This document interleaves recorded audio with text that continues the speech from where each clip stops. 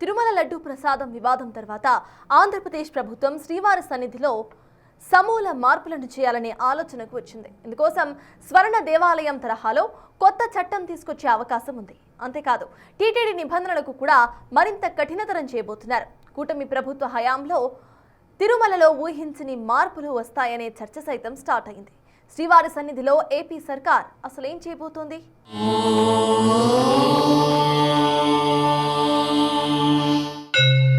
త్వరలోనే తిరుమలలో ఊహించని మార్పులు.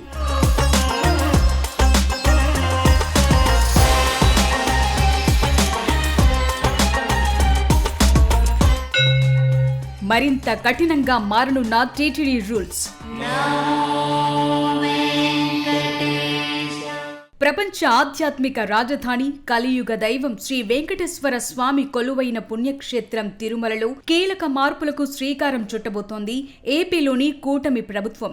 ఇప్పటికే తిరుమల లడ్డు ప్రసాదం విషయంలో తలెత్తిన వివాదం, భక్తుల మనోభావాలు దెబ్బతిన్న క్రమంలో ఆంధ్రప్రదేశ్ ప్రభుత్వం టీటీడీ పాలనా వ్యవస్థల్లోనూ నిబంధనల్లోనూ సమూల మార్పులు చేయబోతోంది. అపవిత్రతకు ఏమాత్రం తావు లేకుండా, రాజకీయ జోక్యం లేకుండా శ్రీనివాసుడి సన్నిధిని ఓ ఆధ్యాత్మిక కేంద్రంగా మాత్రమే కొనసాగించేలా సరికొత్త చట్టాన్ని తీసుకొచ్చే దిశగా అడుగులు పడుతున్నాయి. ఈ క్రమంలోనే ఏపీ ప్రభుత్వం కీలక నిర్ణయాలు తీసుకునేందుకు సిద్ధమవుతోంది. తిరుమలలోనూ స్వర్ణ దేవాలయం తరహా చట్టాన్ని తీసుకొచ్చే ఆలోచనలో ఏపీ ప్రభుత్వం ఉంది. ఈ చట్టం ద్వారా తప్పు చేసిన వారిపై క్రిమినల్ చర్యలు తీసుకునే అవకాశం ఉంది. ముఖ్యమంత్రి చంద్రబాబు కూడా స్వర్ణ దేవాలయం చట్టాన్ని వెంటనే అధ్యయనం చేయాలని అధికారులను ఆదేశించారు. మరోవైపు టీటీడీ నిబంధనలను కూడా మరింత కఠినతరం చేయాలని ప్రభుత్వం నిర్ణయించింది.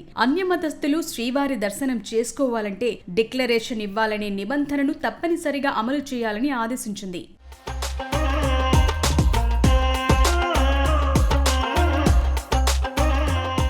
ప్రస్తుతం టీటీడీ వ్యవహారాలన్నీ 1987 నాటి ఆంధ్రప్రదేశ్ హిందూ ధార్మిక సంస్థల చట్టం పరిధిలో కొనసాగుతున్నాయి. అయితే అమృత్సర్లోని గోల్డెన్ టెంపుల్ నిర్వహణ కోసం ఉన్న స్వయం ప్రతిపత్తి కలిగిన చట్టాన్ని ప్రభుత్వం అధ్యయనం చేస్తోంది. టీటీడీని ప్రభుత్వ విభాగంగా కాకుండా పూర్తి స్వయం ప్రతిపత్తి ఉన్న సంస్థగా మార్చేందుకు అడుగులు పడుతున్నాయి. దేవాలయ నిధులు, ఆస్తులు, పాలనా నిర్ణయాలు, ప్రభుత్వ జోక్యాన్ని తగ్గించి హిందూ ధర్మంపై అవగాహన ఉన్న ప్రముఖులకి పగ్గాలు అప్పగించే ఆలోచన చేస్తున్నారు. ఇక శ్రీవారి లడ్డూ ప్రసాదానికి వాడిన నెయ్యిలో కల్తీ జరిగిన వ్యవహారం తీవ్ర విమర్శలకు దారితీసింది. దాంతో కల్తీకి అడ్డుకట్ట వేసేలా నెయ్యితో పాటు ఇతర ముడి పదార్థాల సేకరణలో ప్రభుత్వం నిబంధనలను కఠినతరం చేయబోతోంది. తిరుమల కొండపైనే అత్యాధునిక సౌకర్యాలతో ఫుడ్ ల్యాబ్ ఏర్పాటు చేసే ఆలోచనతో ఉంది ప్రభుత్వం. భక్తులకు సురక్షితమైన, నాణ్యత కలిగిన ప్రసాదాలు, ఆహారాన్ని అందించేందుకు ముడి పదార్థాలను పరిశీలించేందుకు వీలుగా ఈ ల్యాబ్ ను ఏర్పాటు చేస్తున్నారు. దీనికోసం food safety and standards authority of India 25 కోట్లు మంజూరు చేసింది. అత్యాధునిక పరికరాలు, యంత్రాలతో సిద్ధం చేస్తున్న ఈ ల్యాబ్ మార్చిలో అందుబాటులోకి వస్తుంది. స్వామివారి ప్రసాదాల తయారీకి ఉపయోగించే నెయ్యితో పాటు అన్ని రకాల ముడి సరుకులు, ప్రసాదాల నాణ్యతను ఇందులోనే పరీక్షిస్తారు. ఇప్పటికే ల్యాబ్ ఏర్పాటు పనులు 90% దాకా పూర్తయ్యాయి. ఆహార పదార్థాలు, ప్రసాదాల్లో 200 రకాల పురుగు మందుల అవశేషాలను గుర్తించే సామర్థ్యం కలిగిన యంత్రాలు ఈ ల్యాబ్ లో ఏర్పాటు చేయనున్నారు. దీని నిర్వహణపై త్వరలోనే వైద్య ఆరోగ్య శాఖ, టీటీడీ మధ్య ఒప్పందం కుదరనుంది.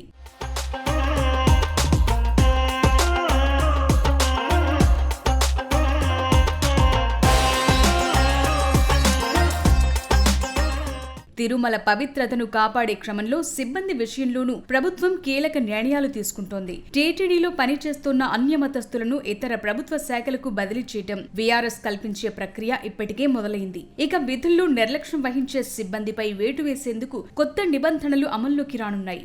శ్రీవారి సన్నిధిలో రాజకీయ అంశాలు మాట్లాడటం పైన ఇప్పటికే నిషేధం విధించారు. కొండపై రాజకీయ విమర్శలు చేయటం, పార్టీల గురించి మాట్లాడటం చేస్తే చర్యలు తీసుకునేలా నిబంధనలు రూపొందించారు. దర్శనం కోసం వచ్చే ప్రముఖుల ప్రోటోకాల్ విషయంలోనూ మార్పులు చేసి సామాన్య భక్తులకు ఇబ్బంది కలగకుండా జాగ్రత్తలు తీసుకుంటున్నారు. సామాన్య భక్తులు గంటల తరబడి వేచి ఉండే అవస్థలు తప్పించేందుకు ఏఐ టెక్నాలజీని వాడుకోవటంపై ఇప్పటికే దృష్టి పెట్టారు. దర్శనం సమయాన్ని ఖచ్చితంగా అంచనా వేయటం, క్యూ లైన్లలో రద్దీని కంట్రోల్ చేసేందుకు అడ్వాన్స్ టెక్నాలజీని వాడుతున్నారు. దర్శన టికెట్ల జారీలోనూ దళారీ వ్యవస్థను పూర్తిగా అరికట్టే ఉద్దేశంతో ఉంది కూటమి ప్రభుత్వం.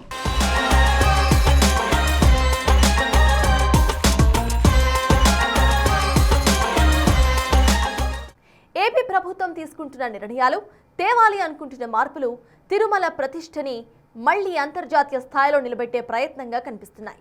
కేవలం పరిపాలనలోనే కాదు, భక్తులకు ఆధ్యాత్మిక అనుభూతి కలిగించేలా భారీ మార్పులను తీసుకురాబోతున్నారు. స్వర్ణ దేవాలయం లాంటి చట్టం అమల్లోకి వస్తే తిరుమల కొండపై ఎలాంటి మార్పులు కనిపిస్తాయి? ఏ చిన్న తప్పు చేసి దొరికినా కఠిన చర్యలు ఉంటాయా?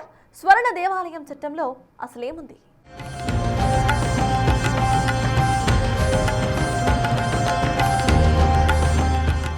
తిరుమల తిరుపతి దేవస్థానం విషయంలో ఆంధ్రప్రదేశ్ ప్రభుత్వం తీసుకోబోయే నిర్ణయాలు భారీ ప్రక్షాళనను సూచిస్తున్నాయి. అమృత్సర్లోని స్వర్ణ దేవాలయం తరహాలో స్వయం ప్రతిపత్తి కలిగిన అత్యంత కఠినమైన చట్టాన్ని తీసుకురావాలనే ఆలోచన భక్తుల్లోనూ సానుకూలమైన ఆశలను రేకెత్తిస్తోంది. స్వర్ణ దేవాలయం తరహా చట్టం అమల్లోకొస్తే తిరుమల కొండపై సమూల మార్పులు కనిపిస్తాయనే చర్చ జరుగుతోంది. ముఖ్యంగా తిరుమల కొండకు పూర్వ వైభవం వస్తున్నట్టున్నారు. తిరుమల కేవలం ఓ ఆధ్యాత్మిక క్షేత్రం మాత్రమే కాదు, కోట్లాది మంది హిందువుల సెంటిమెంట్, ఎంతో మంది భక్తుల నమ్మకం. కొంతకాలంగా తిరుమల చుట్టూ నడుస్తున్న వివాదాలు తిరుమల ప్రతిష్టను మసకబార్చటమే కాదు, లడ్డూ ప్రసాదంపై భక్తుల విశ్వసనీయతను కూడా దెబ్బతీస్తోందనే వాదనలు వినిపించాయి. దాంతో ఏపీ ప్రభుత్వం తిరుమల క్షేత్రాన్ని ప్రపంచ స్థాయి ఆధ్యాత్మిక కేంద్రంగా, ఎలాంటి రాజకీయ జోక్యం లేని వ్యవస్థగా మార్చాలని భావిస్తోంది. ఇందులో భాగంగానే గోల్డెన్ టెంపుల్ తరహా చట్టాన్ని తీసుకురావాలని ఆలోచనతో ఉంది.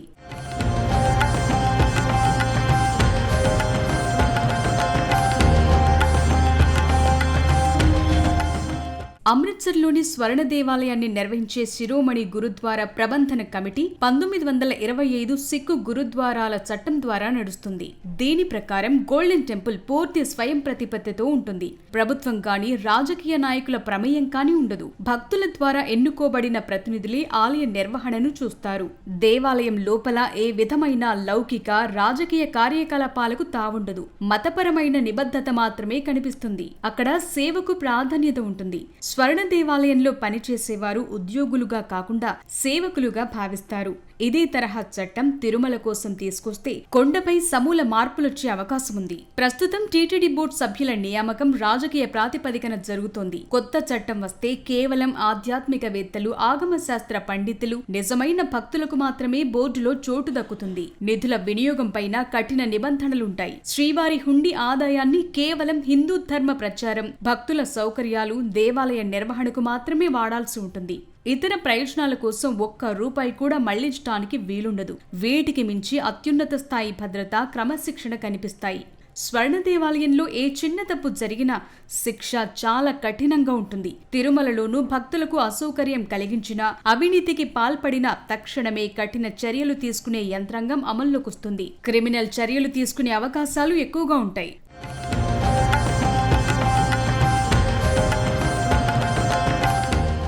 స్వర్ణ దేవాలయం మోడల్లో జవాబుదారీతనం అత్యంత కీలకం. తిరుమలలోనూ ఏఐ ఆధారిత నిఘా, డిజిటల్ ట్రాకింగ్ ద్వారా ప్రతి సేవను పర్యవేక్షిస్తారు. లడ్డూ నాణ్యత నుంచి హుండీ లెక్కింపు దాకా అంతా పారదర్శకంగా మారుతుంది. భక్తులతో అసభ్యంగా ప్రవర్తించే సిబ్బందిపై వేటు వేయటమే కాదు, వారిని మళ్లీ విధుల్లోకి తీసుకోని విధంగా రూల్స్ ఉంటాయి. ఆలయ పవిత్రతకు భంగం కలిగించేలా ప్రవర్తించేవారు సామాన్యులైన, విఐపీలైన చట్టపరమైన చర్యలు ఎదుర్కోవాల్సి వస్తుంది. తిరుమల కొండపై పరిపాలనలో మార్పులొస్తే అది నేరుగా భక్తులకు కలిగే ఆధ్యాత్మిక అనుభూతిపై ప్రభావం చూపుతుంది. గంటల తరబడి క్యూలైన్లలో వేచి ఉండే అవస్థలు తగ్గి ప్రశాంతమైన దర్శనం లభిస్తుంది. కొండపై సామాన్య భక్తుడిని దోచుకునే దళారీ వ్యవస్థ పూర్తిగా అంతమవుతుంది. తిరుమల గిరుల్లో గోవింద నామస్మరణ తప్ప ఇతర చర్చలు, అనవసర హడావిడి కనిపించని విధంగా పూర్తిగా ఆధ్యాత్మిక వాతావరణమే ఏర్పడుతుంది. భక్తులు కూడా కేవలం భక్తి మార్గంలోనే ఈ వ్యవస్థ నడవాలని ఎప్పటి నుంచో కోరుకుంటున్నారు. కూటమి ప్రభుత్వం తీసుకురావాలనుకుంటున్న ఈ మార్పులు కొండపై అమల్లోకొస్తే తిరుమల మళ్లీ కలియుగ వైకుంఠంగా పూర్వ వైభవాన్ని సంతరించుకుంటుంది.